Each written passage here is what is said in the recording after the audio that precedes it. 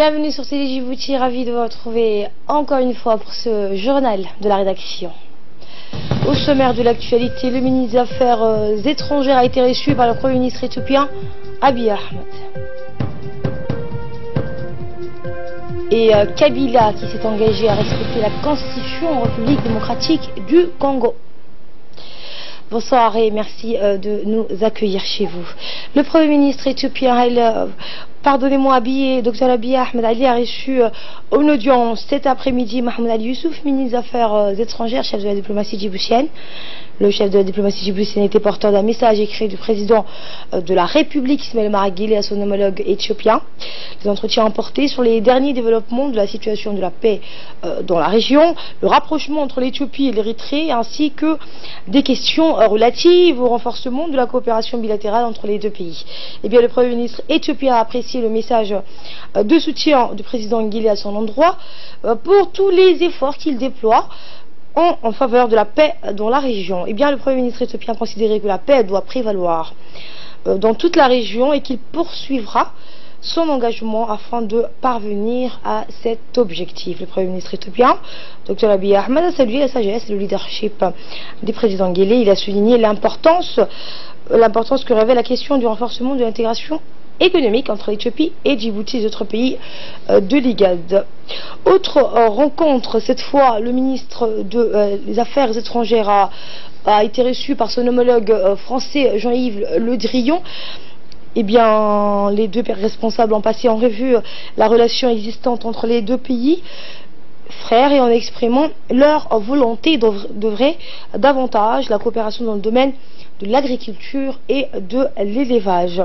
À ce titre, l'ambassadeur a formulé le souhait de notre ministère chargé de l'agriculture et de l'élevage d'instaurer une coopération dans le secteur. Et le ministre a été donc reçu par la suite. Il a été reçu auprès de l'État de Koweït. Son Excellence M. Mohamed Ali Momin a été reçu, donc l'ambassadeur de la République de Djibouti auprès de l'État du Koweït a été reçu par son homologue président du conseil d'administration, directeur exécutif de l'autorité générale de l'agriculture et de la pêche. Les deux responsables ont passé en revue la relation existante entre les deux pays frères et en exprimant leur volonté d'œuvrer davantage la coopération dans le domaine de l'agriculture et de l'élevage.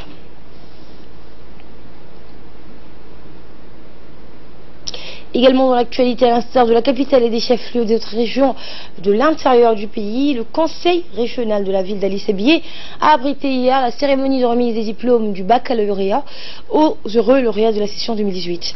L'événement qui a regroupé l'ensemble des admis, des nombreux tuteurs, surtout ceux des mentionnés, le proviseur de leur lycée ainsi que leurs professeurs, a vu la participation du ministre de la Communication et des chargé des postes de télécommunications, Abdi Youssef Sougué, le conseiller du ministre de l'Éducation nationale, Abdi Sikié, du préfet de la région, Mohamed Ouabeli Assoui, du président de l'Assemblée régionale, Omar Ahmed Aes, le chef de service régional du MENFAB, deux députés de la région à l'hémicycle national et des chefs coutumiers. Cette cérémonie solennelle, tant attendue par les lauréats, a débuté par la lecture d'un article Saint-Couron. Des groupes de lycéens ont présenté des sketchs en français et en somalie, faisant allusion à leur vie d'étudiants. Des présentations qui ont enthousiasmé l'assistance et fortement applaudi. Il faut savoir que 211 candidats de la région ont reçu leur baccalauréat, dont 41 mentionnés, avec la plus haute distinction des mentions pour une lauréate. À la fin des animations, la première des lauréats de l'année, donc Omar de Ali Abdillahi, a décroché son diplôme avec mention très bien et a été appelée à prendre la parole avant les officiels. Celle-ci a déclaré, vous l'entendrez, que mon cœur et celui de mes pères vibrent d'une joie, a-t-elle dit, indescriptible. Compte tenu de la haute considération qui nous est accordée à travers cette cérémonie grandiose, cette journée, a-t-elle dit, restera à jamais gravée dans nos mémoires. Et pour sa part, le représentant du ministre de l'Éducation nationale et de la formation professionnelle, Abdi Sikié, a lu l'allocution du ministre de l'Éducation nationale pour cette cérémonie. Une cérémonie qui s'est déroulée simultanément hier dans la capitale et dans les 5 régions de l'intérieur du pays. On l'écoute. Cette cérémonie du baccalauréat 2018 vous est dédiée, vous est consacrée pour célébrer votre réussite et votre mention. Cette année encore, la cérémonie du baccalauréat est fêtée en grande pompe dans les 5 régions du pays. Un résultat d'une fructueuse collaboration entre le ministère de l'Éducation nationale et de la formation professionnelle, le ministère de la décentralisation et les autorités locales. Je remercie également, au nom du ministre, le ministère de la décentralisation, le ministère de l'enseignement supérieur, le président de l'université, qui ont contribué largement à la réussite et à l'organisation de cet examen. En effet, le processus est en marche et les dispositions idoines sont en place pour relever un défi et pas des moindres, celui de la qualité, de la performance et de l'excellence pour toutes et pour tous. Notre cher président a voulu que notre école soit instructrice, éducatrice, inclusive, fédératrice, autour de nos valeurs et de nos idéaux, élévatrice et surtout une école djiboutienne. Félicitations donc à tous nos lauréates et lauréats 2018. À son tour, le membre du gouvernement natif de la région, Abdi Soufsugui, a félicité l'ensemble des acteurs régionaux du MENFOP qui ont permis aux lauréats de passer avec succès cette étape cruciale de leur vie de lycéen. Il a également félicité la jeune lauréate Soumal Khair Douali Abdelhaï qui, on le rappelle, a décroché son diplôme avec mention très bien. Le ministre a conseillé aux heureux lauréats de faire preuve de sérieux et d'amour sans fin aux études universitaires qui les attendent pour s'ouvrir dans l'avenir une vie professionnelle prometteuse. Parallèlement, la salle de conférence de l'école d'hôtellerie d'Arta a abrité hier la cérémonie de remise des diplômes des baccalauréats 2018. Cette cérémonie co-présidée par le conseiller du ministre de l'Éducation nationale, Abdelkader Guelmiguel, et les députés de la région d'Arta, Amalou Abel Malo, a vu la participation du préfet adjoint de la région, Mohamed Fouzi Ahmed, et de plusieurs invités de marque, civils et militaires. Au cours de cette cérémonie, plusieurs discours ont été prononcés, notant que cette année, la région d'Arta a connu la hausse 29 par rapport à l'année dernière. Enfin, cette cérémonie s'est clôturée par la remise des diplômes et une photo de famille.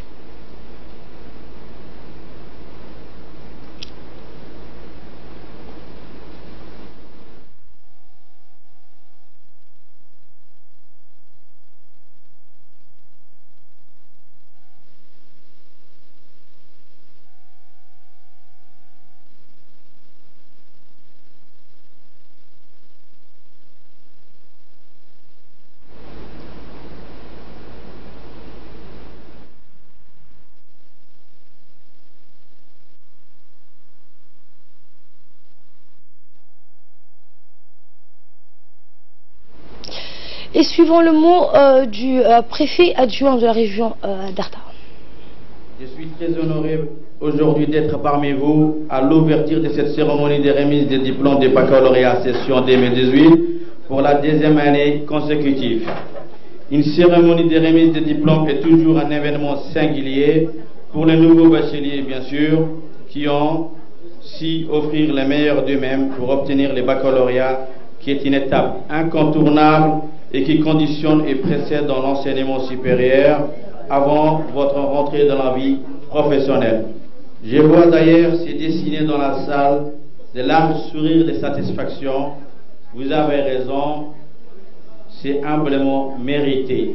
Ce que vous avez accompli et réussi, c'est grâce, certes, à une profonde motivation et d'énormes efforts, mais aussi d'importants sacrifices consentis, des heures de travail assidus, plus que de se laisser à toutes sortes de tentations et formes d'oisiveté juvénile de notre époque. Pour y arriver, vous n'étiez pas sans doute seul.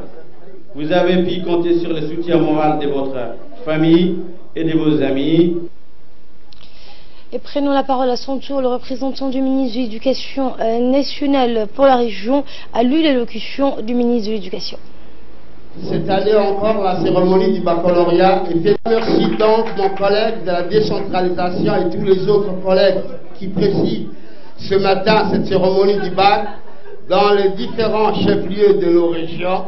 Chaque cérémonie revêt un caractère particulier, laisse une empreinte indélébile, une mention spéciale dans les esprits et dans le cœur, et par là même c'est grave dans les mémoires, à tel point que la cérémonie organisée par le MEFOP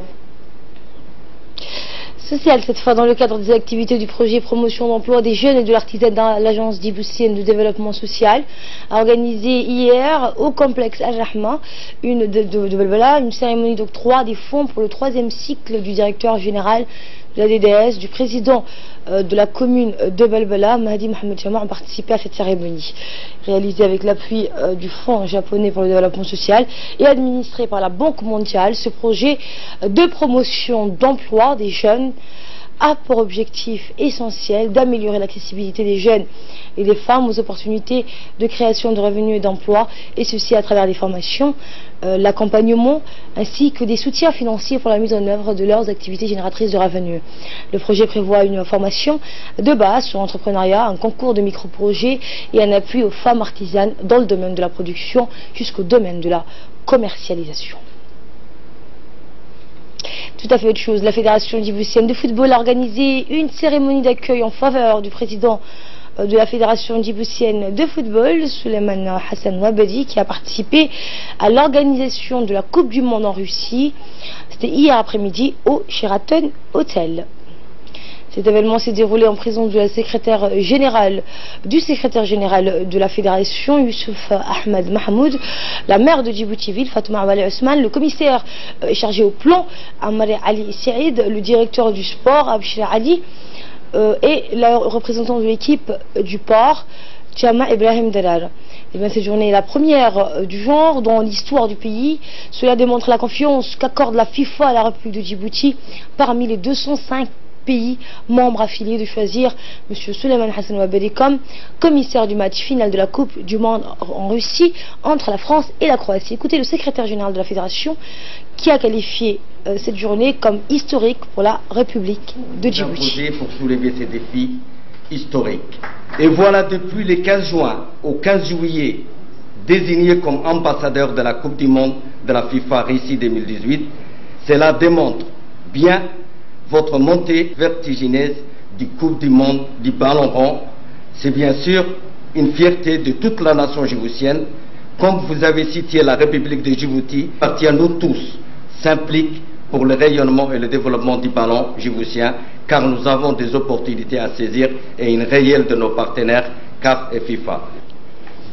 Et bien, nous passons à ce qui domine l'actualité de nos frontières avec Hussein Abded.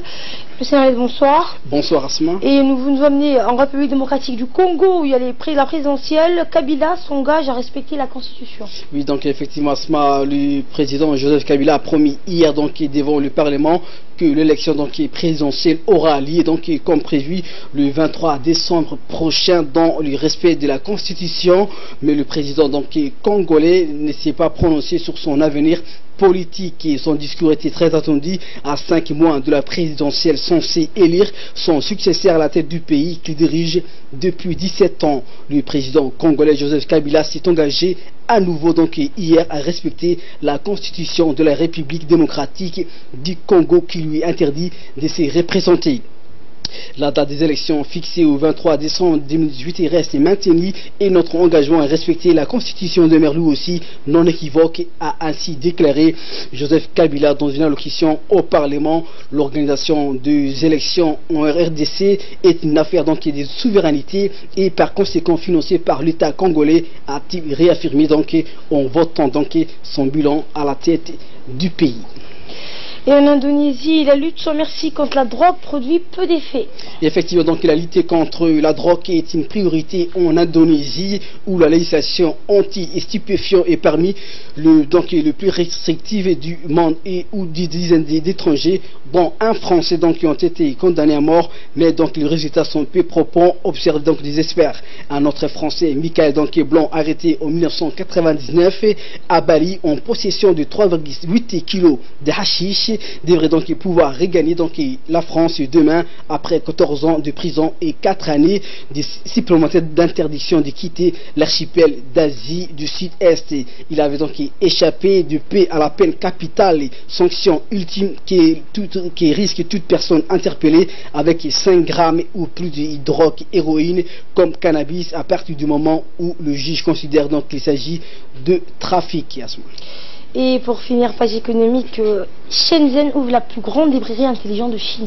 Effectivement, donc une librairie intelligente et sans personnel donc qui a ouvert donc ses portes à Shenzhen dans la province du Guangdong le 8 juillet. Cette librairie d'une surface de 178 mètres carrés, la plus grande de son genre en Chine, et permet aux clients de procéder à leur paiement en utilisant la technologie de reconnaissance faciale. Après avoir donc scanné donc un code pour entrer dans la librairie, les clients peuvent également donc trouver l'emplacement précis d'un livre et effectuer le paiement via donc WeChat, la populaire application de réseautage social des Tencent. Merci M. Narlet pour ces précisions. À la fin de ce journal, bon week-end à toutes et à tous.